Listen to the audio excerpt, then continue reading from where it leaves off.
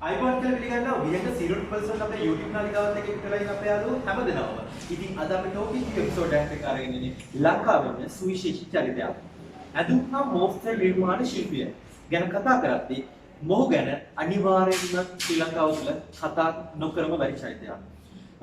බොහෝ කම්පිටිෂන්ස් වලදී මේ ටයිටල් එකේ ශ්‍රේෂ්ඨතම එහෙම නැත්නම් වටිනාම කියන ටයිටල් එක වින් කරපු කෙනෙක්ව තමයි අද අපි එකතු කරන්නේ. ඉතින් ඔයගොල්ලන් බලාගෙන නැති අද අපි එකතු කරගන්නේ කවුද කියලා. වෙනුක වික්‍රමාරච්චි තමයි අද අපි ටෝක් විත් එපිසෝඩ් එකට සම්බන්ධ කරගන්නේ. ඉතින් වෙනුක ජීවිතේ කොහොමද? ජීවිතේ කොරෝනාත් එක්ක ලොකු මෙතන බ්‍රේක් එකක් හම්බුණා.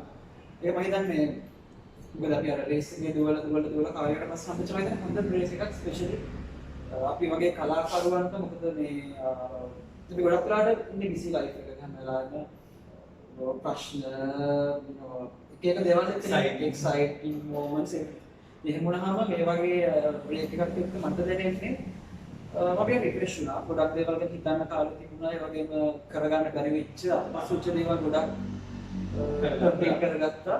ඒ වගේම තමයි ඉගෙන ගන්න තියෙන දේවල් ගොඩක් තිබුණා. ෂෙඩියුල්ස් එක කරගන්න බැරි වෙච්ච එක. ඒක තමයි විශේෂයෙන්. ඒ වගේම දැන් ආයි ඉතින් normal life එකට ඇවිල්ලා තියෙන සතුට දෙකක් විතර තිස්සින්දලා. නැවත කාර්යාලීය වැඩ කටයුතු සහ මගේ ෆ්‍රීලාන්ස් කරන ඩිසයින් කටයුතු කරගෙන ඉතින් ආයි සුපුරු ජීවිත පොඩ්ඩක් කරලා. ඉතින් මම වෙනුකගෙන් කොහොමද ජීවිතය කියලා මුලින්ම මොකද වෙනුක වික්‍රමාරච්චි කියපුවම ලංකාවේ බොහෝ දෙනෙක් වෙනුක අනිවාර්යයෙන්ම දන්නවා. මොකද ඔබ ශාස්ත්‍රයේ බොහෝ කාලයක ඉඳලා ඔබ ශාස්ත්‍රයේ ඇතුළේ ඉන්නවා. ඉතින් ලංකාවේ සුළු පිරිසක් කර ඉන්න පුළුවන් වෙනුකව දන්නේ නැති. ඉතින් දන්න නොදන්න හැමෝටම දැනගන්න මම වෙනුකගෙන් මහන්න කැමතියි වෙනුක වික්‍රමාරච්චි කියන්නේ කවුද කියලා. සරලවම ගත්තොත් දැන් ෆීල්ඩ් එකේ ගොඩක් අය මාව දන්නේ නෑ ෆැෂන් ඩිසයිනර්. මගේ යාළුවෝ මගේ අපිට සමෝම දන්නේ මම හරිම සරල විහගත් ගන්නවා. හරිම සරල නිදහසේ ඉන්න කැමති මාරම රිලැක්ස් කරනවා. අනිවාර්යයෙන්ම. ඉතින් වෙනුක ටෝක් විත් යූ එපිසෝඩ්ස් වලදී අපි අනිවාර්යයෙන්ම අපි සම්බන්ධ කරගන්න සුවිශේෂී චරිතයකින් අපි ආන කොමන් ක්වෙස්චන් එකක් තියෙනවා. ඉතින් මම ඒක ඔයාලට මුලින්ම අහන්න. ලංකාවේ තරුණ පරම්පරාව ගැන වෙනුක වික්‍රමාරච්චි තියෙන්නේ පොසිටිව් ඉමේජ් එකක්ද එහෙම නැත්නම් නෙගටිව් ඉමේජ් එකක්ද? Definitely positive image. මොකද ලංකාවේ තරුණ පරම්පරාව ගත්තොත් එහෙම හරිම කොහොමද කියන්නේ ඒක ක්‍රියේටිව් ඒ වගේම අභියෝග වලට මුහුණ දෙන්න කැමති කට්ටියක් තමයි. මොකද අපේ කාලයටත් වැඩි මේ වෙනකොට ඒ ට්‍රෙන්ඩ් එක වැඩි වෙලා අභියෝග වලට මුහුණ දීමේ ගතිය. මොකද ඕක අපි පිටරටක් ගත්තොත් එහෙම වෙන රටක් ගත්තොත් ඕක හරිම මේ එනර්ජටික් එකක් නේ. තරුණ පරම්පරාව කියන්නේ හැම දෙයක්ම ඉස්සරහින් ඉන්න කට්ටිය. ලංකාවේ පොඩ්ඩක් ඒක අපේ වකවානුව වෙද්දී එහෙම තත්ත්වයක් තිබෙන්නේ. නමුත් මේ වෙනකොට විශේෂයෙන්ම වෙන ජනමාධ්‍ය තුලින් මේකට ලොකු සහගත ප්‍රපංචන අපි ආවේ රියැලිටි ෂෝස් වල එක පැත්තක් විදිහට. දැන් මේ වෙනකොට එකේ જાතිය රියැලිටි ෂෝස් නේ ඒවෙන් එන්න තරු ඒවෙන් බිහිවන මොනවාද නිර්මාණකරු එක විදිහේ කැරක්ටර්ස් වල මත ගොඩක් හරිනේ කැරක්ටර්ස් ලංකාව තුල ඩෙවලොප් වෙන එක මම හිතන්නේ තරුණ පරම්පරාවට තරුණ පරම්පරාවේ ජවයත් එක්ක මම හිතන්නේ අපේ රටට හම්බෙන ලොකු ශක්තියක්. ඉතින් වෙනුක වික්‍රමාරච්චිට වෙනුකට දෙන්නේ තරුණයෙක් විදිහට ඔබ තරුණ පරම්පරාව ගැන දෙන ඉතාම පොසිටිව් ඉමේජ් එකක්. ඉතින් තරුණ පරම්පරාව නියෝජනය කරන පුද්ගලයෙක් විදිහට ඉතින් අපිට ගොඩක් සතුටු වෙන්න පුළුවන් ඒ පිළිබඳව. ඉතින් වෙනුක මේ තම ගමනේදී ඔබට බැරියර්ස් එන්න පුළුවන් ප්‍රශ්න නැති මට මේ ප්‍රශ්نين පස්සේ මං ජීවිත ඉවර. මෙතනින් හරියට ගොඩ යන්න බෑ. ඒ වගේ වෙනුක අනිවාර්යයෙන් පිටිච්චි අවස්ථා බොහෝ වෙනවා. නමුත් අද වෙනුක වික්‍රමාරච්චි කියන චරිතය ලංකාව ඉන්ෆ්ලුවන්ස් කරන්න පුළුවන්. ඔබගේ ෆීල්ඩ් එක එහෙම නැත්නම් මේ කලාව මේ ශාස්ත්‍රීය ඉන්ෆ්ලුවන්ස් කරන්න පුළුවන් හොඳ එනර්ජටික් කරක්ටරයක් වෙලා ඉන්නේ. ඉතින් ඔබ කොහොමද මේක බලන ඔඩියන්ස් එකට ඉන්ස්පිරේෂන් එක දෙන්නේ? මෙන්න මේ වගේ ප්‍රශ්න මට තිබුණා. නමුත් මම මේ දේවල් වලට මෙන්න මේ විදිහට මුණ දීපු නිසා තමයි අද මේ මම කියන චරිතය අද ඔයගලන් ඉස්සරහ කතා කරන්නේ. ඉතින් ඒක රටට ලෝකෙට ආදර්ශයක් වෙයි. අපි එහෙම කතා කරමු. මෙහෙම මුලින්ම මම දැන් කරන්න ප්‍රශ්නයක් මොකද මම සෑහෙන මේ වගේ ටෝක්ස් වලට ගිහිල්ලා තියෙනවා. මම ප්‍රශ්න එකක් බලන්නේ. මොකද මේ අද තරුණ පරම්පරාවේ මම දකින එක දෙයක් තියෙනවා මම කියන්නේ ෆීල්ඩ්ස් පැත්තට. අර මම කිව්ව දෙයක් ගන්න ඒකට හේතුව. මොකද ඒගොල්ලෝ ගොඩක් අර මම කිව්ව අභියෝග බාර ගන්න කැමති කියලා. ඔන්න ඔය අභියෝගෙත් එක්ක ඒගොල්ලෝ ගොඩක් වෙලාවට හිතනවා හරි මට මේක දැන් හරියටම කරන්න පුළුවන් මම මේක කරනවා කියන මට්ටමට යනවා. නමුත් තියෙන දේ ඒගොල්ලෝ දන්නේ නැහැ මේකේ ලිමිට්ස්. මේ පොදුවේ කතා කරනවා. මගේ ෆීල්ඩ් එක ගැන කරන්නේ පොදුවේ කතා කරනවා. හරිද? මොකද මම මගෙන්ම පටන් ගන්නවා. දැන් මම මේ ෆීල්ඩ් එකට එන්නේ තාමත් කුඩා වයසේ. කුඩා වයසේ කියන්නේ මම A level කරන කාලේ තමයි මම ෆැෂන් ඩිසයින් කෙනෙක් නෙමෙයි. ෆැෂන් ඩිසයින් කියන්නේ මම ඒකට ඒ කාලේදී මම මේ නිකන් ඇඳුම් නිර්මාණය ගැන හදාගන්නවා. හරි. හදාගන්නකොට පොඩි උනන්දුවක් තිබුණා මම ඩාන්සින් කොස්ටියුම්ස් කරනවා. ඒක පටන් ගන්නවා. නමුත් මම ඊට පස්සේ මම තේරුම් ගන්නවා මේක මගේ හැකියාවක් විතරයි. මගේ හැකියාවේ එක තැනකට ආවට පස්සේ මට එතනින් එහාට කරන්න දෙයක් නැහැ. මම ඊට පස්සේදී තමයි මම මගේ අධ්‍යාපනය ඒ පැත්තෙන් පොඩ යොමු වෙන්නේ. අධ්‍යාපනය හදාගත්තා මට තේරෙන්නේ මේකේ තියෙන්නේ මේකෙන් අපි හිතන දේට වඩා හරි ඩෙප්ත් එකක් තියෙනවා. ඉගෙන ගන්න දේවල් තියෙනවා. මොකද Tamanට හැකියාවක් තිබ්බ කලියටම ඒ හැකියාවෙන් ප්‍රයෝජන ගන්න හරි අමාරුයි. අපි දකින හැකියාවෙන් සෑහෙන ඉන්නවා. මේ හැමෝම අර ප්‍රවීණව දක්ෂ මට්ටමට යන්නේ නැහැ. ෆැෂන් ඩිසයින් කිව්වොත් ඒකට මේක සිංහලෙන් කියන්නේ මොස්තර නිරූපණ ශිල්පය. සෝරි මොස්තර නිර්මාණ ශිල්පය. මේක අපි කියන්නේ ශිල්පයක්. ශිල්පයක් කියන දේ අපි ප්‍රගුණ කරන්න ඕන ප්‍රවීණේ. අනිවාර්යයෙන්. මේ කියන්නේ ඕන කෙනෙකුට ශිල්පයක් හදාගන්න පුළුවන්. නමුත් ඒක ප්‍රගුණ කිරීමෙන් තව වෙනම පැත්තක්. ඉතින් මම ඒකයි කියන්නේ අපි මම ඔය ප්‍රශ්නෙත් එක්ක මම පටන් ගත්ත තැන ගත්තොත් එහෙම හරිම සාමාන්‍ය පවුලකින් ඇවිල්ලා ඒ වගේම මම පවුලෙන් හම්බෙච්ච ඒ බෑකප් එකත් එක්ක තමයි මම මෙතෙන් එන්නේ. ඒ වගේම තමයි මම මගේ හැකියාව වලට මම පොලිෂ් කරනවා. ඒක තව ටිකක් ෂයින් කරනවා. ඒ කියන්නේ ලෝකෙට වෙනස් වෙන්න ඕන විදිහට අප්ඩේට්ස් කරගත්තා. චේන්ජස් කරගත්තා. ඒ යන්න ඕන රාමුවෙන් පිට පැනලා ඒක තවදුරටත් වැඩි දියුණු කරගත්තා. වැඩි දියුණු කරගත්තා. අපේ තරුණ පරම්පරාවල ඒගොල්ලෝ හරිම අභියෝග ගන්නවා. නමුත් ඒ අභියෝගේ එතනින් ගෲප් අප් කරගන්න මම කියන්නේ ඒකයි. අපි ෆීල්ඩ් එකට එද්දී අතරම මේ වගේ පහසුකම් අපිට තිබ්බේ නැහැ. මොකද අපි දන්නා YouTube කියලා. අපිට ඉන්ටර්නෙට් පහසුකම් තිබුණේ මම හිතන්නේ හරියම ස්වල්ප විදිහට විතරයි. ඒ වගේම ස්මාර්ට්ෆෝන් තිබ්බේ නැහැ. ඒ වගේ වකවානුවක අපි මේ ෆීල්ඩ් එකට එන්නේ. මම හිතන්නේ සමහර ඒකම තමයි අපි අද වෙනකනුත් මේ ෆීල්ඩ් එකේ විශේෂම වැදිලා ඉන්න හේතුව. මොකද අද තරුණ පරම්පරාවට තියෙන්නේ නිකන් Google එකේ ටයිප් කරලා ඔකේ මොකක් හරි ඔබ සඳහන් කරන්නේ ඔබට අපි කාටද තිබ්බ රිසෝසස් එක්ක ලිමිටඩ් නිසා අපි ඒවා අමාරුවෙන් ලබා ගන්න නිසා ඒ දේවල් හරියටම ස්ටේබිලිටි එක තියෙනවා. හරියටම හරි. අද වෙලා තියෙන අද දැන් අර මම මේ වගේ අර අපි ටොපික් එකකට එක්ක තමයි මම යන්නේ. තරුණ පරම්පරාවට කතා කරන්නේ. ඉතින්සයි මම මේ දේවල් අතර මම අද කියන්නේ හිතුවේ. මොකද දැන් අද තරුණ පරම්පරාවට ඔය හැමදේම කියන හින්දා ඒගොල්ලන්ට හරිම ලේසි. costume design එකක් කරන්න ඕන නම් ටීච් එක හරි easy. ඔව් අපි හිතමු okay vintage bridal dress. Google type කරාම ඒක ඩිසයින්ස් එනවා හිතා ගන්න බැරි තරම්. එතකොට වෙන්නේ තනිකරම මේ කොපි කිරීමේ කලාවක් පුරුදු වෙනවා. දැන් අපිට මම දන්නේ මේකට ගොඩක් කටි මට විනිශ්චය වෙන්නත් පුළුවන්. එකතු වෙන ඇග්‍රී වෙන අපි ටොපික් තුනකින් කතා කරන්නේ ඔබගේ මතය. ඔව්. මොකද මේවා අතන මේ දේවල් කතා කරලා යුතු දේවල් මොකද මේ ෆීල්ඩ් එකක් මේ රට තුල එස්ටැබ්ලිෂ් කරගෙන ඉතිරි පරම්පරාව ෆීල්ඩ් නැත්තම් වෙන්නේ මේ දේවල් එක තැනකින් නතර වෙලා අපරාධයක්. මොකද අපි ඉන්ෆ්ලුවන්ස් කරගත්තේ අපිට වැඩිය ඉදිරියෙන් හිටපු ලංකාවේ ෆැෂන් ඩිසයිනර්ස් සෑහෙන ප්‍රමාණයකට විශේෂයෙන් සෙනග ඩිසිල්වා ලෝචින්ගෝ ඒගොල්ලන්ගෙන් අපි ගත්ත දේවල් එක්ක තමයි අපි ඉදිරියට යන්නේ. නමුත් අද වෙලා තියෙන මම කිව්ව කතාවත් එක්ක ඒගොල්ලෝ හරි පහසුවෙන් මේ හැමදේම ගන්න යනවා. ඔකත් එක්ක ඉක්මනට අල්ල ගන්න ඉක්මනට අතාරිනවා. අතාරිනවා නෙමෙයි තමයි. ඉතින් තරුණ පරම්පරාවට ඇත්තටම දෙන්න තියෙන පොඩි උපදේශයක් තමයි හැමදේම තමන් හැකියාව හැම වෙලාවෙම අඳුරගත්තට පස්සේ පොලිෂ් කරගන්න. ඉතින් වෙනුව ඒකම මම මේ අන්තිම ප්‍රශ්නය තවත් අපි අලුත් කරොත් ඔබට මේ ගමන යද්දී ඔබට සුවිශේෂී ඔබට පෞද්ගලික ප්‍රශ්න වෙන්න පුළුවන් ඔබට ශාස්ත්‍රීය ප්‍රශ්න වෙන්න පුළුවන් මොන හරි දේවල් වලින් ඔබ කඩා වැටීම් සිද්ධ වෙනවද? ඒ කියන්නේ ඔබට මේ දේ උනාට පස්සේ මම මෙතනින් නවතිනවා.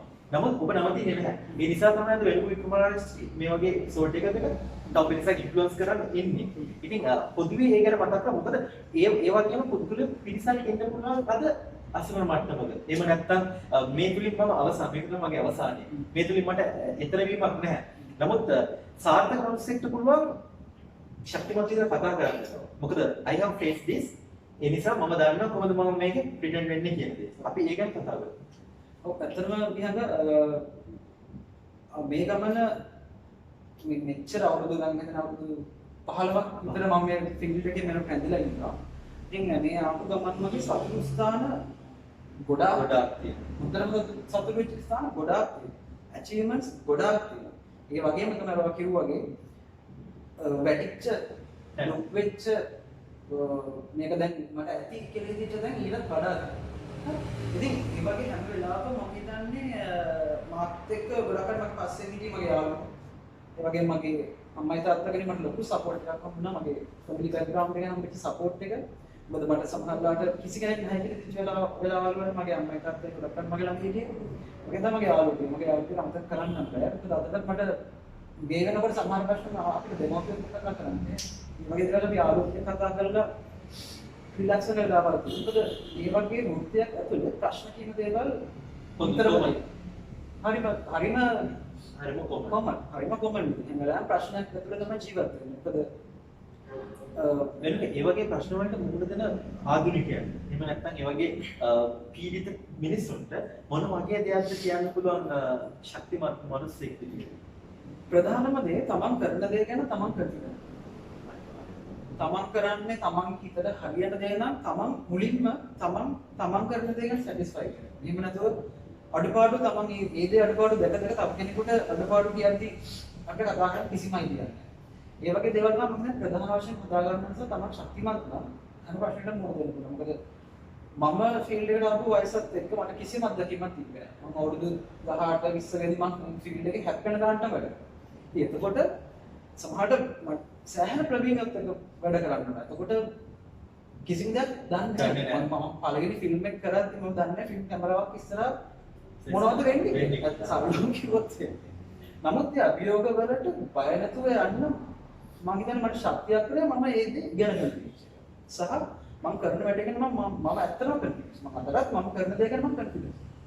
හදිසියෙම සැකයක් තියෙනවා මගේ ළඟ ඉන්න මට මාත් එක්ක හැමලෙන් යාළුවෝ සහ මට විශ්වාස කරන එක පිළිසක් බය වෙන්න පහන්න. සමහරට අලුතෙන් ෆීල්ඩ් එකට කෙනෙකුට ප්‍රශ්නයක් තියෙනවා නම් කෝල් එකක් දෙන්න අහන්න. අයියෝ මේකට මොකක්ද කරන්න ඕනේ? මේ මෙහෙම ප්‍රශ්නයක් තියෙනවා මම ඉගෙන ගන්න කෙනෙක්. අපි මොනවද කරන්නේ?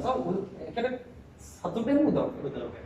ඉතින් සාරාංශයක් විදිහට ගත්තොත් වෙනම සඳහන් කරන්නේ මම නිරන්තරයෙන් අධ්‍යයනය කරා මම ඒ පිළිබඳව ඉගෙන ගත්තා මම ඒ දේ ප්‍රගුණ කරා මම විශ්වාස කරා මම ඒ දේවල් වලට මුහුණ දෙන ගමන් ප්‍රවීණයන්ගේ සහයෝගය ලබා ගත්තා මම දිනවනේ යම් තැනකදී මම අනිවාර්යයෙන්ම මගේ යාළුවන්ගෙන් එහෙම නැත්නම් ඒ අදාළ පාර්ශ්ව වලින් මම අවවාද එහෙම නැත්නම් ඒ ගයිඩන්ස් අරගෙන මම ඉස්සරහට ගියා.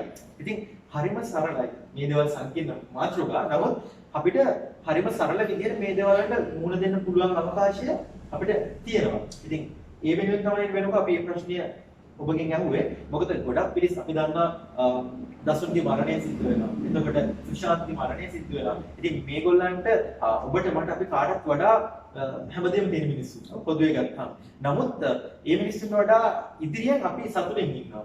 අපි ඊට වඩා ශක්තිමත් විදිහට ජීවිතේ මුහුණ දෙනවා. ඉතින් ඒ නිසා එවන් දේවල් අනාගතයේදී බිහි නොවන්න තමයි අපි ඔබගෙන් ඒ වගේ ප්‍රශ්නයක් අහුවේ. ඒක තවත් සරල කරොත් ඉතින් ඇත්තටම තමන් ගැන තියෙන එකම දේ සෙල්ෆ් කන්ෆිඩන්ස්. මොන ඕක තියෙනවා නම් අපිට ඕනම ප්‍රශ්නයකට ඕනම වෙලාවක මොකද? ඉතින් වෙනක ගොඩක්ම ස්තුතියි. ඒ වගේම අපි ගොඩක්ම සතුටු වෙන කාරණාව සම්බන්ධයෙන් අපි දැන් කතා කරමු ඔබ ගත්තම ඇඳුම් හා මෝස්තර නිර්මාණ ශිල්පයේ අතිදැවැන්තයි. ප්‍රවීණේ අපිටම සඳහන් කරන්න පුළුවන්. මොකද මම හිතන්නේ ඔබ 2012 best costume designer Darren Overs මුලින්ම වින් කරනවා. ඉතින් ඒ එක්ක ගමනේදී ඔබට බොහෝ තව කම්පිටිෂන්ස් වලින් අවෝඩ්ස් හම්බ වෙනවා. ඉන්ටර්නැෂනල් ටයිටල්ස් වින් කරනවා. Best costume designer world ranks ගේනවා. ඉතින් ඒ ජයග්‍රහණ පිළිබඳව අපි කතා කරමු. දැන් කිව්වොත් එකින් එක කියනකොට මතක නැහැ මේ ඇත්තම කතාව කිව්වොත්. සරලවම කිව්වොත් මේ වෙනකොට මුලින්ම නැෂනල් කොස්ටියුම් කියන ටයිටල් එකට වර්ල්ඩ් පැජන්ට්ස් වලින් මට තමයි ෆස්ට් අවෝඩ් එක හම්බුනේ. ඊට පස්සේ මේ වෙනකොට බෙස්ට් කොස්ටියුම් ඩිසයින් ටයිටල් 16ක් වින් කරලා තියෙනවා. අන්තිමටම අන්තිම වින් කරපු ටයිටල් එක 2015 Mrs world best national costume. ඊට පස්සේදී ෆිල්ම් පැත්තෙන් ගත්තොත් මම හිතනවා හරිම වාසනාවන්තයි. මම අර කිව්වා වගේ මම ෆිල්ම් කැමරා එකක්වත් නොදැක්ක ෆිල්ම් සෙට් එකක්වත් නොකියපු මට අලුත්ම අභියෝගයක් විදිහට තමයි මට කුසබව ෆිල්ම් එක හම්බ වෙන්නේ. අවුරුදු 23යි ඒකට වයස. මම ඒ වයසේදී ෆිල්ම් එකක් කරපු පළවෙනිම ඩිසයිනර් දන්නෙත් නෑ මම. මේ ඉතින් ඒ ෆිල්ම් එකෙන් පටන් ගත්ත ගමන මට ඒ ෆිල්ම් එකටම හොඳම බෙස්ට් කොස්ටියුම් ඩිසයින් අවෝඩ් එකක් හම්බුණා.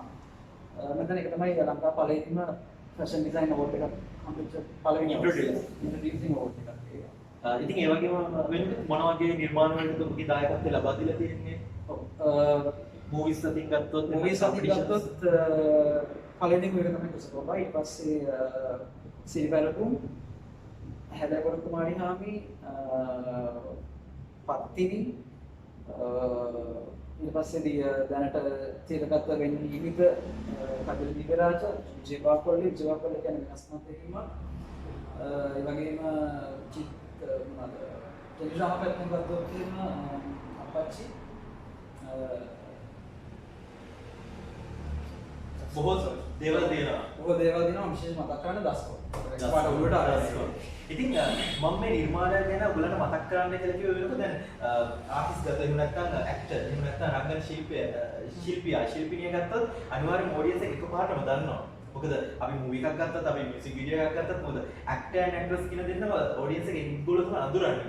නමුත් ඒ පිරිස ලස්සන වෙන්න ඒගොල්ලන්ගේ වස්ත්‍රාභරණ ඒ විචිත්‍රවත් දැක්ම පසුපස ඉන්න ශේෂ්ඨ පුද්ගලෙක් තමයි මේ. ඉතින් ඒ නිසා තමයි මම මේ නිර්මාණ ගැන කතා කරන්නේ. මොකද මේ අපි ගත්තොත් පතිනි එතකොට ජීවාකොල්ලේ එහෙම නැත්නම් දස්කොන් පුංචි දිරේන ටෙලිග්‍රාමස් වලින් මේ දේවල් අපි දැවන්ත නිර්මාණ මේ දේවල් අදටත් මේ නම හැදීම මේ කොස්ටියුම්ස් තමයි මතක් වෙන්නේ. පූජාරන් කිය මොකද්ද නම් හිටි අන්න ඒ දේවල්. ඉතින් ඒක ඔඩියන්ස් එකට අනිවාර්යයෙන්ම වෙනම කියන චරිතය තවත් කලෙලි නැන් වෙනවා. ආවර්ජනය වෙනවා. ඉතින් වෙනක දැන් ඔබ ගත්තාම ඔබගේ වෘත්තිය අපි පස්ස කරලා තියෙමු. එතකොට වෙනක වික්‍රමාරච්චි කියන්නේ උදේ සාමාන්‍ය මිනිස්සෙක්. සාමාන්‍ය කොල්ලෙක්. අපි ඒ වෘත්තියෙන් පස්ස කරලා දැම්මොත්. එතකොට ඔබට මට අපිට තියෙන සමාජ වගකීමක්. ඒ කියන්නේ අපේ වෘත්තිය ගැන අපි අත්හැරලා දැම්මොත් අපිට මේ අපි ඉන්න පොළවට මේ රටට මේ ලෝකෙට අපිට සමාජ වගකීම් තියෙනවා. ඉතින් මේ වෙනක වික්‍රමාරච්චි කියන චරිතය ඔබගේ සමාජ වගකීම් මොන ආකාරයෙන්ද දකින්නේ? ඔබ මොන විදිහටද ඔබගේ සමාජ සත්කාරය නැත්නම් සමාජ වගකීම් අනාගතයේදී කාලය විගන්නට බලාපොරොත්තු වෙන්නේ? ඒක ඇත්තටම මේ මට ඇත්තටම මේ සම්බන්ධව කතා කරන්න වෙන්නේ නම් මගේ ෆීල්ඩ් එකත් එක්ක මම අර මුනි කියෝයි මම හරිම සරල සාමාන්‍ය නිස්කලංක මිනිස්සෙක්. ඒක නිසා ඇත්තටම මම කැමති ආදර්ශයක්